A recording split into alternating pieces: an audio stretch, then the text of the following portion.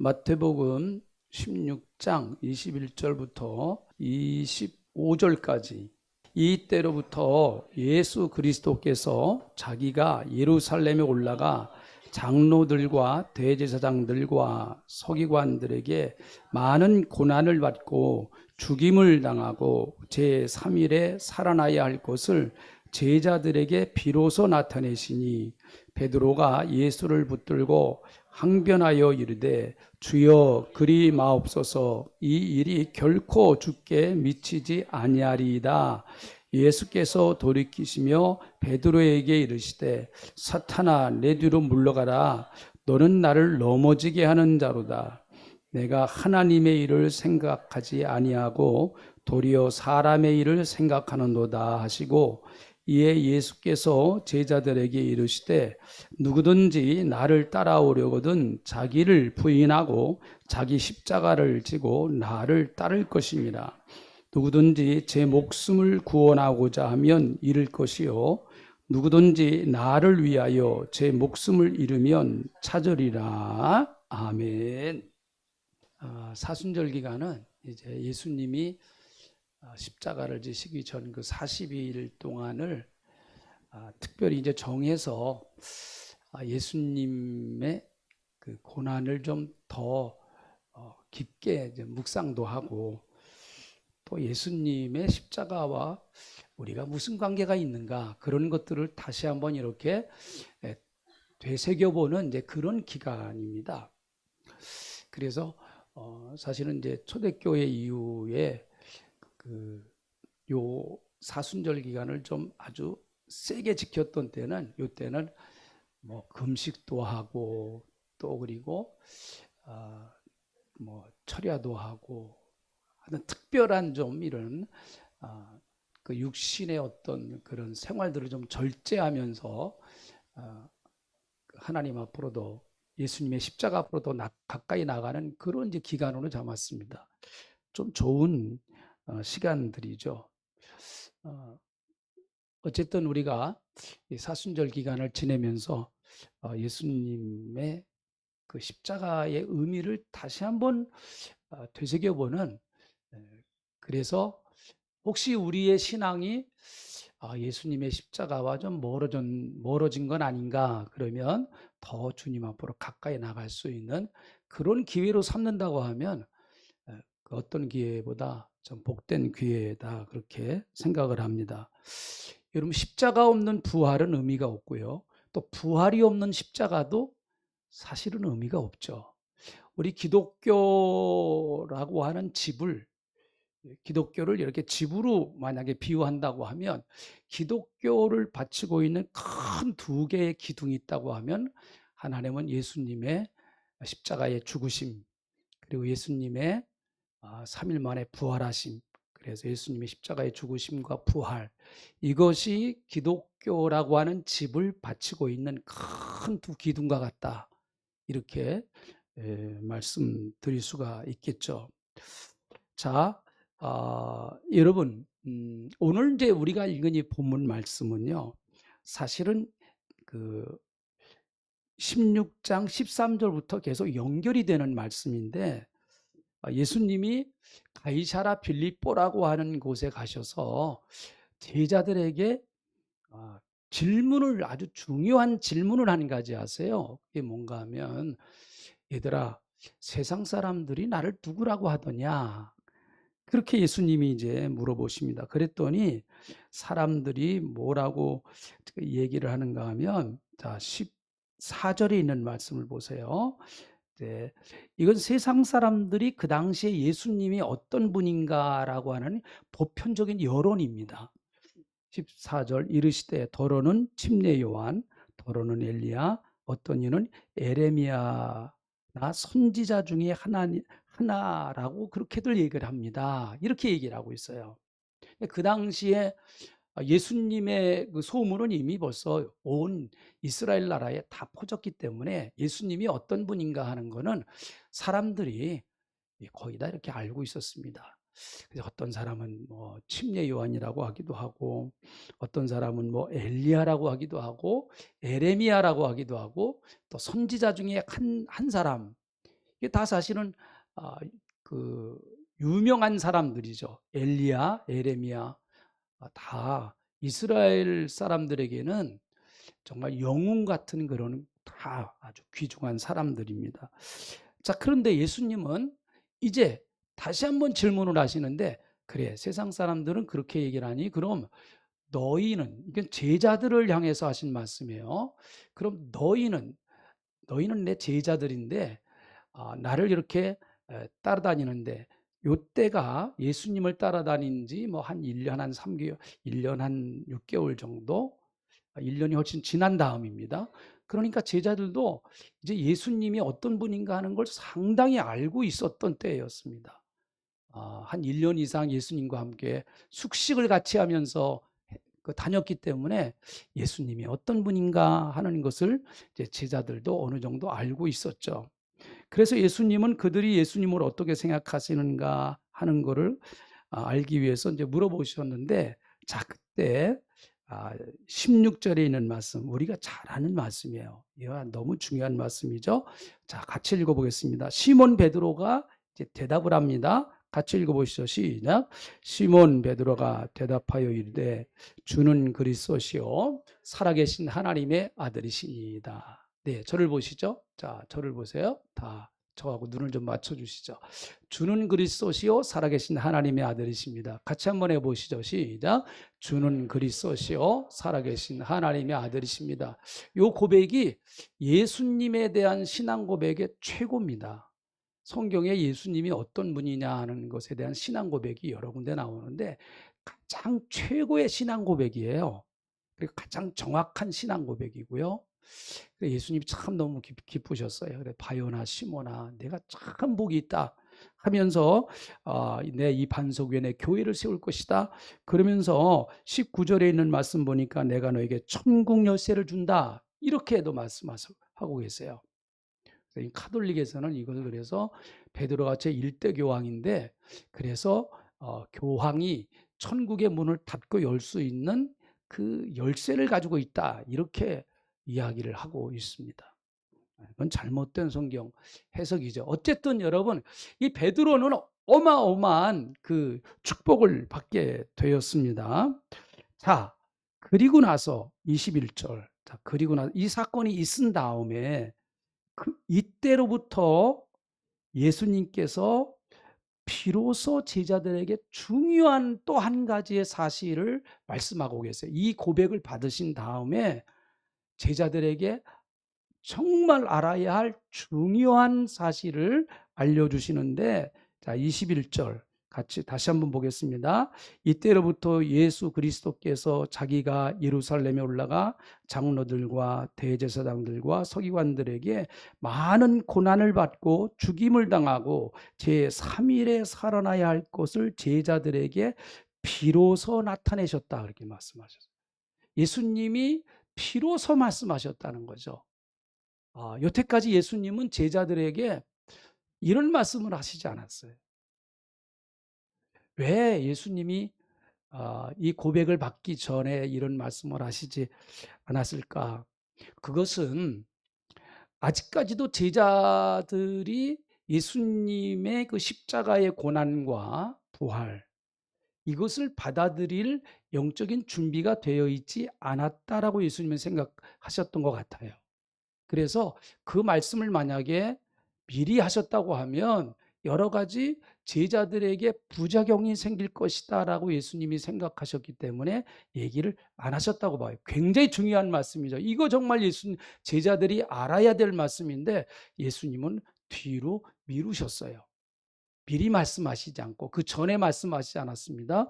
그래서 마태복음 16장 이전에는 예수님이 이렇게 정확하게 내가 예루살렘에 올라가서 십자가에 죽을 것이다. 그리고 3일 만에 부활할 것이다. 이렇게 명확하게 말씀하신 게 없습니다. 여기서 처음으로 말씀하시는 거예요. 이게요. 그래서 비로소 말씀하셨다.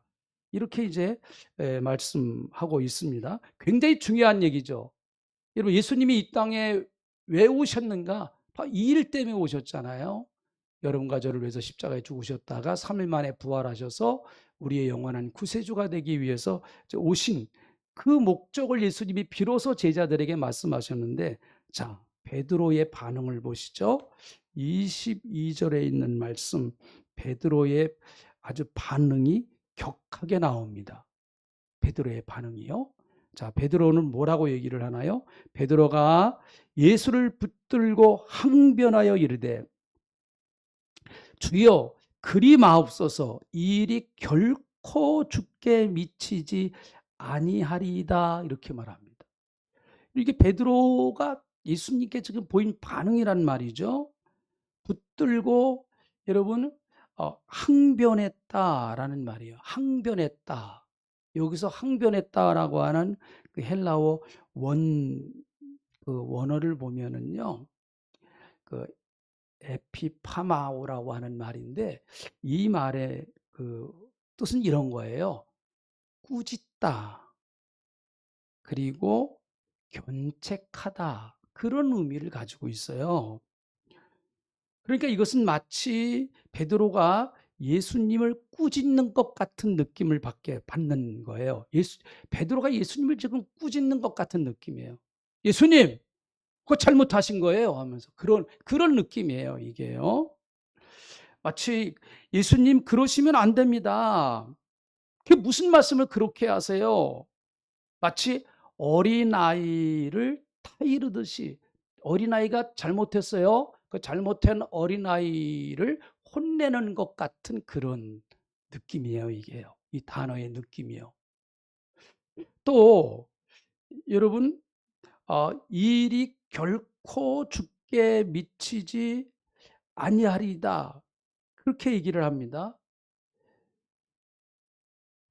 그렇게 얘기해요. 예수님, 이런 일은 예수님께 절대 미치면 안 됩니다, 이런 얘기를 하죠. 이것은 아주 단호한, 여기 보니까 아주 결코 그러잖아요. 결코 미치지 아니하리이다, 이런 얘기를 하고 있습니다. 이건 뭘 말하는 것일까요? 예수님 걱정하지 마세요. 제가 있습니다. 걱정하지 마세요. 제가 예수님을 하늘이 두 쪽이 나는하리다고 했죠. 예수님 제가 지켜드릴 겁니다. 예수님에게는 절대 그런 일이 없을 거예요. 저를 믿으세요. 절대 그럴 일이 없을 것입니다 하면서 이렇게 아주 자신만만하게 지금 베드로가 예수님께 이야기를 하고 있습니다. 아마 그 앞에 있는 그 사건이 있잖아요. 주는 그리스도시요 살아계신 하나님의 아들이십니다라고 고백했을 때 예수님이 굉장한 칭찬을 하셨거든요. 네 이름은 이제 베드로다. 이 반석 위에 내가 교회를 세울 거다. 내가 너에게 천국 열쇠를 준다. 뭐 이런 엄청난 칭찬도 받고 그랬으니까 아마 베드로의 기분이 좀 업되었던 것 같기도 해요. 예수님, 아니 무슨 말씀을 하세요? 혹시 다른 제자는 모른다고 할지라도 예수님, 제가 있으니까 예수님에게는 절대로 그런 일이 없을 거예요. 어떻게 예수님의 신변에 그렇게 위험한 일이 있을 수 있습니까? 절대 그런 일이 없을 것입니다 하면서 아주 자신만만하게 베드로가 얘기를 하는데, 여러분 그런데요, 예수님의 반응을 보세요. 예수님의 반응은요 아주 냉혹했습니다. 자, 22절에 있는 말씀 보세요. 22절에 있는 예수님의 그 말씀을 보시면은요, 23절, 23절, 예수님이 이 말을 들으시고 베드로에게 한 이야기야. 굉장히 아주 냉혹하신 말씀입니다. 냉혹하기보다는 이거는요, 아, 이게 여러분 이거 어떤 느낌을 받으세요? 한번 같이 다시 한번 읽어봅니다. 같이 읽어보시죠. 시작. 예수께서 돌이키시며 베드로에게 이르시되 사탄아 내 뒤로 물러가라. 너는 나를 넘어지게 하는 자로다. 내가 하나님의 일을 생각하지 아니하고 도리어 사람의 일을 생각하는도다 하시고 그렇게 이야기를 하고 있습니다. 예수님은 베드로에게 사탄아 내 뒤로 물러가라, 이렇게 말씀하고 계세요.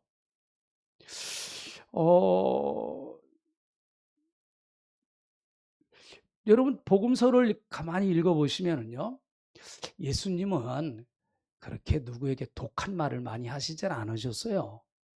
예수님은 축복하시는 말씀, 위로하시는 말씀, 사랑의 말씀, 그런 말씀들을 많이 하셨죠. 물론 책망하시는 말씀도 있었지만 사실은 축복하고 은혜를 베푸는 말씀과 비교를 해보면 그건 약 한 3분의 1 정도 될까 그래요.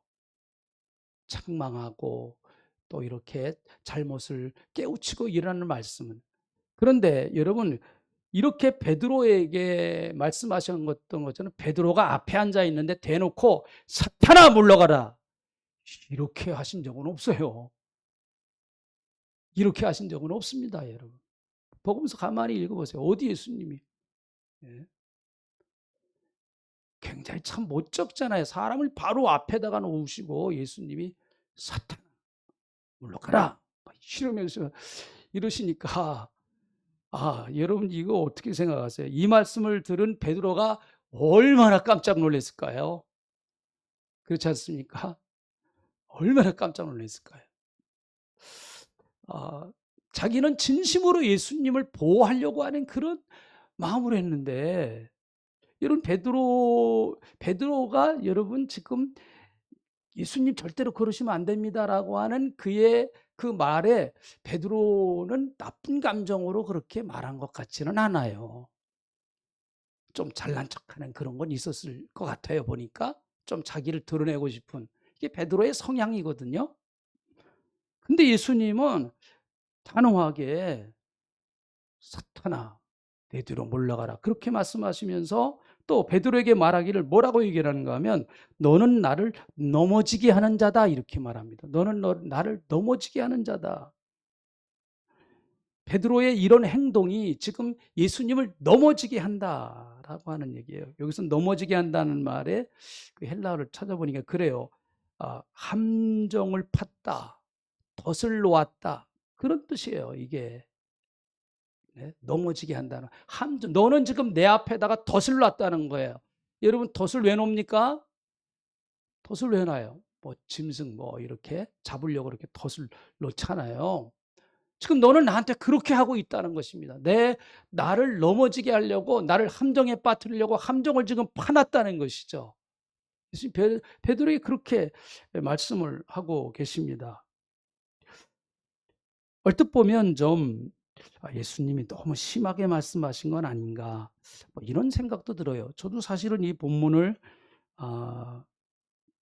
이 설교 준비하기 전에도 본문을 많이 읽고 그 전에도 많이 읽고 그랬는데 처음 이 본문을 이해하기가 저도 참 쉽지 않더라고요 보니까. 어떻게 예수님이 이렇게 단호하게 그것도 사람 보는 앞에서 많은 사람들 앞에서 이렇게 얘기를 하셨을까? 너무 조금 심한 말씀은 아닌가? 그런 생각도 또 들기도 했어요 사실은요. 근데 여러분 왜 이토록 예수님은 베드로에게 단호하게 말씀을 하셨을까요? 그 예수님이 무슨 이유가 있으실 거 아니겠습니까? 물론 여기서 우리가 꼭 알아야 될 것은 베드로가 사탄이라는 말은 아니에요. 그렇죠? 베드로가 사탄이다라는 얘기는 아닙니다. 이 말의 의미는 베드로를 이용해서 사탄이 지금 역사하고 있다라고 하는 거죠. 예수님은 베드로를 또 인격적으로 모독을 주신다든지 베드로를 미워하신다든지 베드로를 정말로 싫어하신다든지 하는 그런 의미에서 베드로야 너는 못 쓸 인간이야라고 하는 그런 의미에서 하신 말씀은 아니라고 봐요. 이것은요. 여러분 베드로가 누구예요? 예수님이 가장 사랑하는 수제자 아닙니까? 가장 사랑하는 제자잖아요. 이것은 배후에서 역사하고 있는 그 마귀를 향해서 사탄을 향해서 말씀하는 것 아니겠습니까? 베드로에게 사탄이 지금 이용당하고 있다라고 하는 그런 말씀인 것이죠. 어떻게 보면 예수님께서 이렇게 아주 솔직하게 베드로에게 지금 중요한 순간에 이렇게 예수님이 아주 두루뭉실을 얘기하자. 베드로야, 너 말이야 사탄이 역사하는 것 같기도 하고 안 하는 것 같기도 하고 그런데 좀 몸조심하고 좀 조심조심해야 될 것 같다. 베드로야, 너 그러면 안 된다. 예수님이 그렇게 좀 두루뭉실하게 이렇게 돌려서 얘기하실 수도 있었을 것 같아요. 그러나 아니에요. 예수님이 여기서는 아주 직선적으로 말씀하십니다. 사탄아, 물러가라. 말씀하세요. 아, 누구나 여러분 다른 사람에게 이렇게 대놓고 참 그 사람에게 아픈 얘기하는 건 쉽지 않습니다. 쉽지 않아요. 특별히 여러분 목회를 하는 목회자 입장에서는 더 그래요. 저도 우리 성도님들에게 그렇게 지금까지 목회하면서 정말 여러분들에게 아주 여러분의 영혼을 막 제끼고 그냥 상처를 내가지고 아주 그냥 막 긁어대고 그런 어, 그 표현은 그 설교하면서 그런 표현 모르게 저는 뭐 쓴 적이 없는 것 같은데 뭐 여러 가지 여러분은 또 받았는지 모르겠습니다만은 그 참 목회자가 하기 어려운 얘기입니다. 그거요. 대놓고 당신 그렇게 믿으면 되나? 안 돼. 그렇게 믿다가 죽어. 아마 그러면은요 당장 시험 들어가지고 다음 주에 다른 교회로 옮길지도 몰라요. 예? 쉽지 않죠 이런 얘기하기가요. 그런데 예수님이 여러분 예수님이 누구십니까? 그렇게 사랑이 많으신 예수님. 베드로를 위해서 십자가에서 못 박혀 당신의 모든 피와 물을 다 쏟으시는 그 예수님이 베드로를 향해서 이렇게 독한 말을 하실 수밖에 없는 것은 어떻게 보면 예수님이 베드로를 사랑하신다고 하는 역설적 표현이라고 볼 수 있어요.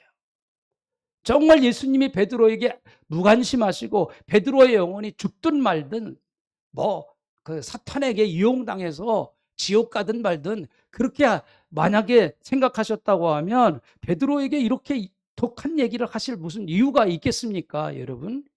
정말 예수님이 베드로의 영혼을 사랑하셔서 베드로의 영혼과 사탄을 갈라놓기 위한 예수님의 마음이셨죠. 지금 베드로의 영혼과 사탄의 영혼은 어떻게 보면 일치된 것 같기도 해요. 예수님은 그것을 갈라놓으려고 하셨습니다. 냉혹하신 거예요. 칼로 베듯이 아주 완전하게 갈라놓으시려고 했던 거죠. 당장의 아픔과 당장의 여러분 상처는 있을지 모르지만 그것보다 훨씬 더 중요한 것은 마치 여러분 외과 의사가 수술을 할 때 사람의 여러분 이 살을 찢어서 그 안에 있는 그 병기를 끄집어내듯이 예수님이 그런 마음으로 이 말씀을 하신 것 아니겠습니까? 베드로는 지금 자기가 하는 일이 얼마나 무서운 일인가 하는 것을 잘 몰랐습니다. 이런 베드로는 예수님이 십자가를 지시고 죽으셨다가 3일 만에 부활하실, 그래서 온 인류를 구원하실 그 일을 지금 베드로가 가로막고 있는 거예요. 베드로는 그걸 지금 잘 모르고 있어요. 베드로가 얼마나 큰 잘못을 하고 있는가 하는 걸 베드로가 지금 잘 모르고 있습니다. 구원의 역사를 가로막고 있는 것이죠. 예수님이 베드로에게 지금 사탄이 역사하고 있다라고 하는 것을 알게 하신 것이죠. 다시 말씀드리지만 이것은 육적으로 베드로를 미워서 하신 말씀은 아니에요. 미워서 하신 말씀은 아닙니다. 베드로의 배후에서 역사하는 원수 마귀 사탄을 향해서 명령하시는 추상과 같은 명령이라고 봅니다. 베드로에게 이것은 마치 하늘에서 번개가 내려치는 것 같은 말씀이었다고 봅니다. 그저 인간적인 감정을 가지고 적당하게 이 상황을 넘어갈 수도 있지 않겠습니까? 그러나 여러분 그렇게 된다고 하면 예수님의 구원 사역에 어마어마한 부작용이 일어날 것을 예수님은 아셨기 때문에 예수님은 단호하셨고 사탄이 그런 것들을 노린다라고 하는 것을 예수님은 아셨단 말이죠. 여러분 예수님은 때로는 우리에게도 이렇게 하실 때도 있어요. 보니까요. 예수님이 이렇게 하시지 아니하면 우리가 영적으로 깨어나지 못할 것 같다라고 예수님이 생각하실 때, 그래서 그렇게 하지 아니하면 여러분 영원히 마귀의 종이 돼서 이런 마귀와 함께 영원히 지옥 갈 수밖에 없는 그런 상황이다라고 예수님이 판단하셨을 때 예수님은 정확하게 사탄의 정체를 드러내시기 위해서 우리에게도 이렇게 행동하실 때가 있다고 봅니다. 때로는 여러분 아까도 말씀드렸습니다마는 말씀을 전하는 목회자에게도 상당히 사실은 이런 것들이 부담으로 다가올 때가 있습니다. 가끔 그 교인들이, 우리 성도님들이 저에게 그런 얘기, 목사님 오늘 목사님 설교가 꼭 나들으라고 하는 얘기 같아요. 그렇게 이제 얘기를 하실 때가 있어요. 네, 그렇습니다. 들으라고 하시는 얘기예요. 들으라고 하는 얘기입니다. 근데 그분 들으라고 하는 얘기는 아니고 보편적으로 하는 얘기예요. 그런 면에서 본다고 하면 큰 교회 목사님들은 뭐 이런 좀 고민은 덜 할 것 같아요. 뭐 교인들이 많으니까 무슨 설교를 해도 다 걸리는 거 있잖아요. 어떤 사람이 해도 그거 다 걸리지 않습니까? 근데 저같이 여러분의 가정에 숟갈 젓갈 몇 개까지 어느 정도 아는 목사가 설교하기는 대단히 어려워요. 여러분의 가정의 형편을 일일이 다 알고 있기 때문에 그렇습니다.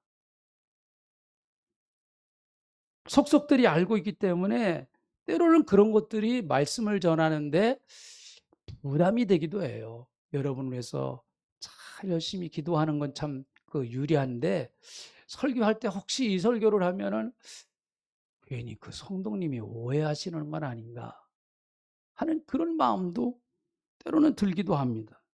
우리 집사람이요, 아주 가끔 1년에 몇 번 정도 저에게 설교에 대한 조언을 합니다. 거의 그런 일이 없는데 1년에 한두 번 정도 이렇게 설교에 대해서 조언을 해요. 목사님, 꼭 그렇게 설교를 하셔야 돼요? 이렇게 얘기를 해요. 그러면 저는 한결같이 얘기를 합니다. 강단에 서면 내가 말하는 것도 내가 어떻게 할 수 없다. 강단에 서면요, 내가 말하는 것도 내가 어떻게 할 수 없다. 때로는 설교를 하고 나서 저도 걱정이 돼요. 설교를 하고 나서 혹시 이런 설교 때문에 저분이 마음에 상처가 되는 건 아닌가. 그러나 여러분, 곧 저는 마음을 고쳐 먹습니다. 하나님, 저는 강단에 서서 성령의 인도하심을 따라서 사심없이 하나님의 말씀을 전했습니다. 그 말씀을 받고 안 받고는 그분의 책임입니다. 그건 제가 할 수 있는 영역이 아닙니다. 그렇게 또 기도하기도 합니다. 여러분, 사실은 우리가 말씀을 듣는다든지 읽는다든지 할 때에 하나님의 말씀이 내게 위로가 되기도 하고 소망이 되기도 하고 또 큰 기쁨이 되기도 하지만은, 때로는 여러분, 하나님의 말씀이 내 영혼을 비수같이 막 찔러댈 때도 있어요. 내 잘못을 지적하고 내 모습을 그대로 발기발기 벗겨놔서 나를 홀딱 벗겨놓는, 그래서 내가 내 영혼을 볼 때 너무너무 창피하기도 하고 하나님 앞에 부끄럽기도 하고 그래요. 여러분, 제가 청년 때나 그분이 했던 얘기를 아직도 잊어머지를 않는데, 그 청년이 저와 같이 청년에 같이 활동하던, 저도 이제 청년 시절입니다. 그분이 이제 그분과 좀 가까이 이렇게 지냈는데 서로가 이제 은혜 받은 얘기를 했어요. 근데 그분이 이제 그러시더라고요. 어떻게 그리 예수 믿으시고 이렇게 신앙생활 하시냐 그랬더니, 그분이 하는 얘기가, 자기가 은혜를 받고 어느 날 이제 기도원에 가서 기도를 하는데 하나님이 자기의 모습을 이렇게 쫙 보여주시는데, 하나님이 영적으로 자기의 모습을 보여주시는데 말이죠, 자기의 모습이 정말 걸레 같더래요. 걸레 같더래. 하나님 앞에서 자기 모습이 걸레쪽 같더래요. 그래가지고 그날 저녁에 밤새도록 울었대요. 하나님, 어떻게 했으면 좋겠어요? 이 걸레 같은 인간 어떻게 했으면 좋겠어요? 그래서 밤새도록 울었대요.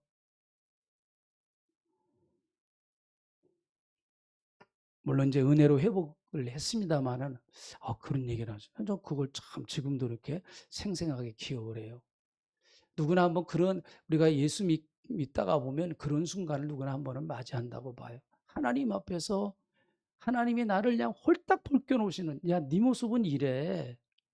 어? 네 모습은 이런 거야. 그럴 때가 있으십니다. 어떤 분이 성경을 쭉 읽다가 저한테 그런 질문하시는, 목사님, 제가 요즘 구약 성경 선지서를 읽는데요. 뭐 이사야서, 에레미야, 에스겔서 그 부분을 읽는데요. 그게 참 어렵습니다. 근데 에스겔서를 읽나 그랬대요. 목사님, 그런데 여기 읽어야 돼요. 꼭 그러시더라고요. 예수께서 같은데 꼭 내가 읽어야 됩니까? 아니, 왜 그러세요? 읽어야죠. 당연히 하나님 말씀인데. 그분이 재미있는 얘기를 해요. 목사님, 근데 솔직히 나 은혜가 하나도 안 돼요. 은혜가 하나도 안 돼요. 뭐 그렇게 뭐 책망하는 것만 많아요? 다 잘못됐대요, 다. 근데 선지서 읽어보면 정말 그러긴 그래요. 전부 다 책망하는 것만, 이 죽일 놈들아, 회개해라 막 하면서 막 전부 다 그런 것만 나와요. 그 예레미야도 그렇고 에스겔도 그렇고 또 이사야서는 이제 후반전에 위로가 나오는데, 그런 게 위로보다는 책망이 더 많이 나와요. 책망이. 그래서 선지자들이 강하게 나타나는 때는요, 이스라엘 백성들이 신앙생활을 잘하던 때가 아닙니다. 선지자가 없어야 이스라엘 백성들이 신앙생활을 잘하는 때예요. 선지자가 나타났다 그러면 뭐 이스라엘 백성들이 사정없이 하나님 앞에 이제 두들겨 맞는 때입니다. 신앙생활을 잘 못하니까. 그러나 그것은 정말 하나님이 이스라엘 백성들을 사랑하시기 때문에 그렇게 선지자를 보내서 때로는 책망도 하고 그러시는 것 아니겠습니까? 여러분, 결국은 베드로가 잘못했던 거, 베드로는 자기도 모르는 사이에 이런 잘못을 범했어요. 베드로가 치명적으로 잘못했던 것은 무엇인가 하면, 예수 그리스도께서 예루살렘에 올라가서 십자가를 지는 것을 지금 막으려고 하는 거예요. 십자가를 지는 걸. 다시 말하면, 예수님, 당신은 십자가 지지 마시고 메시아 되셔야 합니다. 그 말이에요. 베드로가 원하는 예수님의 상은 어떤 거였는가 하면, 베드로가, 여러분, 예수님께 기대하는 건 뭘 기도했는가 하면, 예수님과 함께 베드로가, 제자들이 올라가서 뭘 기대하면서 올라가는가 하면, 예수님은 예루살렘에 올라가셔서 메시아가 되셔야 돼요. 메시아가 되는 걸 반대하는 거 아닙니다. 메시아 되세요. 그런데 십자가 없이 메시아 되세요. 그거예요. 예수님 왜 그런 고난을 당하십니까? 예수님은 능력도 많으시고 죽은 자도 살리시고 병도 고치시고 기적을 행하시는 예수님께서 무엇 때문에 그렇게 십자가를 지시는 고난을 당하셔야 되느냐? 십자가 지지 마세요. 그리고 그냥 메시아 되세요. 이 굉장한 예수님께 대한 시험입니다. 이거는요. 굉장한 시험이죠. 어떻게 보면 육신적으로 보면 예수님을 굉장히 위하는 거예요. 그 당시에 많은 사람들이 생각했던 메시아에 대한 생각입니다. 메시아는 다윗과 같이 그렇게 위대한 왕으로 등장해서 이스라엘 나라를 굳건하게 세우고 로마를 이스라엘 민족에게서 몰아내고 메시아 왕국을 세워서 그렇게 이스라엘 민족을 세계의 가장 우뚝 선 나라로 세우는 거, 그게 유대인들이 기다리는 메시아거든요. 제자들도 마찬가지였어요. 그래서 베드로나 다른 제자들은요, 예수님 따라다니는 거예요. 그래서 예수님과 함께 예루살렘에 올라가면 예수님 때문에 나도 좀 중요한 요직을 차지해야 되겠다, 이런 욕망이 제자들에게 상당히 많았습니다. 예수님 너무 잘 알고 있었어요, 그걸. 즉 베드로의 속마음이 여기서 드러나고 있어요. 절대 안 돼요, 예수님. 당신이 죽으시면, 당신이 그렇게 고난당하고 죽으시면 우리는 뭐가 됩니까? 예수님의 택까지 모든 걸 다 걸고 예수님을 따라왔는데 그럼 우리는 뭐가 되란 말입니까? 그런 의미인 것이죠. 여러분, 마태복음 4장을 보면 마귀가 예수님을 이제 시험합니다. 마태복음 4장 1절부터 11절에 보면 마귀가 예수님을 시험하는 세 가지 시험이 나오죠. 첫 번째 시험이 예수님 40일 금식 끝나시고 나셔서 이제 마귀가 시험을 하는데 세 가지 시험이 나와요. 우리는 뭐 잘 알죠. 첫 번째 시험이 돌을 들어서 떡을 만들어 먹어봐라 하는 거예요. 그러니까 사탄이 원하는 거는 당신이 돌을 들어서 떡을 만들어 먹을 수 있는 능력이 있지 않습니까? 라는 거예요. 예수님 그런 능력이 있으시죠? 사탄도 알아요. 예수님이 돌을 들어서 떡을 만들 수 있는 능력이 있다는 것을 사탄도 압니다. 그러니까 예수님, 당신이 당신이 이 땅을 구원하기 위해서 오셨다며요. 그러면 돌을 들어서 떡을 만드세요. 그래서 사람들에게 나눠주세요. 그러면 당신은 금방 메시아 될 수 있습니다. 그것처럼 쉬운 일이 어디 있어요, 여러분. 예수님이 오병이어 기적을 행하셨습니다. 물고기 2마리와 떡 5개를 가지고 5,000명을 먹였더니요. 나타난 반응이 뭐예요? 사람들이 예수님을 왕으로 삼으려고 했어요. 왜 왕으로 삼으려고 했을까요?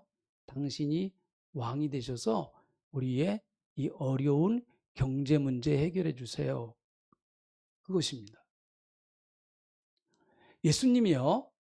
제일 빠르게 메시아 될 수 있는 비결입니다.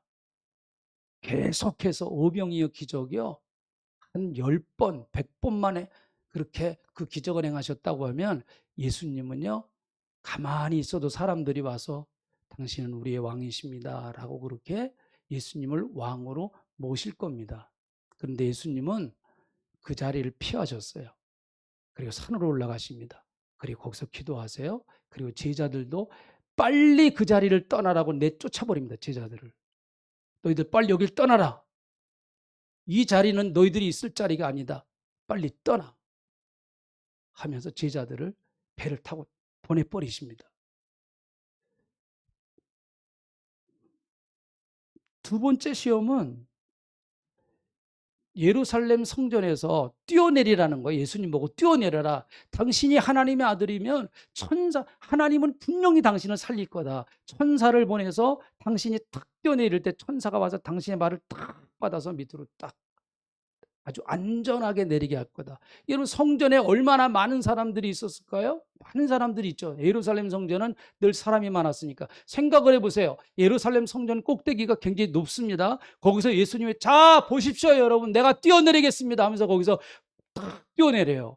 그런데 예수님이 쫙 거기서 뛰어내리시면서 쫙 갔다가 아주 안전하게 밑으로 탁 가서 서십니다. 천사가 와서 쫙 들어갔고 예수님 얼마나 멋있는 퍼포먼스예요.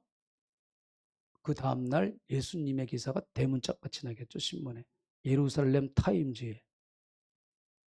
네? 대문짝같이 나겠죠.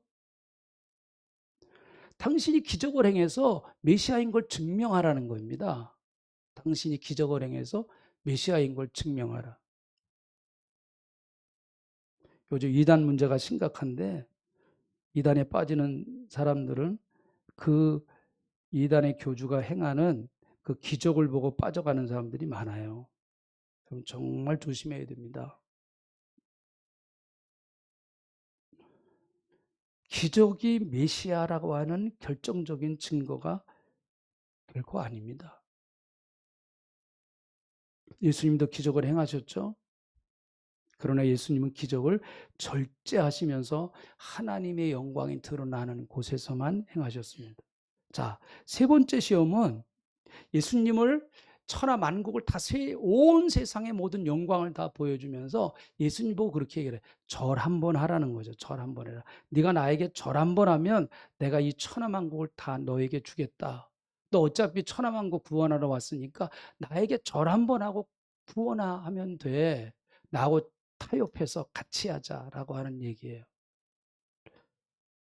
여러분, 이 말을 들은 예수님은 마태복음 4장 10절에 있는 말씀을 보니까 사탄아 물러가라 기록되었으되 주 너희 하나님께 경배하고 다만 그를 섬기라 그렇게 말합니다.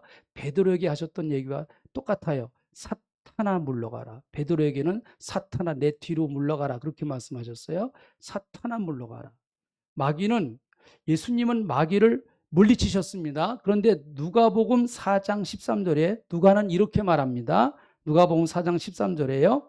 마귀가 모든 시험을 다 한 후에 얼마 동안 떠나니라 그렇게 말해요. 얼마 동안 떠났다. 이렇게. 떠났던 마귀가 다시 돌아왔어요. 다시 돌아와서 이번에는 베드로를 이용해서, 이는 베드로가 누구예요? 예수님이 가장 사랑하는 제자죠. 예수님 주위에서 가장 가까이 있는 제자입니다. 예수님을 가장 위하는 제자였어요. 바로 그런 제자를 통해서 시험하는 거예요. 그래서 예수님이 이 시험이 엄청나게 어려운 시험이에요. 제일 가깝잖아요, 베드로. 베드로는 늘 예수님을 위해서 나는 목숨 바치겠습니다. 그렇게 늘 했던 거예요. 베드로는 예수님 정말 사랑했어요. 그리고 예수님도 베드로의 그 마음을 아세요. 그런데 그런 베드로를 통해서 지금 사탄이 시험하는 거예요, 예수님을. 예수님 그러시면 안 돼요. 다시 찾아왔어요. 예수님께요. 십자가 지지 말라는 말이에요. 십자가 지지 마세요. 제발 예수님. 그냥 메시아 되세요. 그런 말입니다. 예수님은 24절 이 말씀 읽고 마치는데 24절 다 결국은 이렇게 예수님의 제자가 되기를 원하는 사람들에게 예수님이 요구하시는 게 있어요.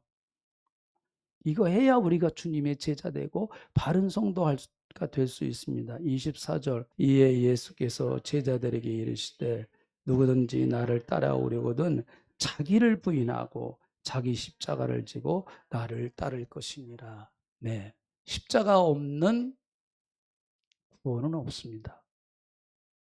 십자가 없는 제자는 없습니다. 그래서 주님은 십자가 치라 그렇게 말씀하고 계십니다. 십자가 어려워요. 지기 쉽지 않습니다. 그러나 그것이 주님 따라가는 길이에요. 끝까지 져야 합니다. 너희가 나를 따라오려거든 날마다 자기를 부인하고 자기 십자가를 지고 나를 따를 것이니라 말씀하신 주님 십자가의 길이 어려운 길이지만 주님이 그 길을 가셔서 결국은 구원을 성취하시고 부활의 영광으로 우리를 인도하신 것을 저희들은 믿습니다. 주님, 이제 우리는 또 각자가 져야 할 십자가가 있는 줄 압니다. 하나님, 그 십자가 내가 감당하게 하시고 그 십자가가 장차 영광으로 변화될 것을 믿고 또 그 십자가는 우리를 축복으로 인도하는 것을 믿고 내게 주신 이 사명의 십자가를 잘 지고 주님을 따라가는 저희들이 되게 하나님 함께 하시며 역사하여 주시옵소서. 감사합니다. 예수님의 이름으로 기도하옵나이다. 아멘.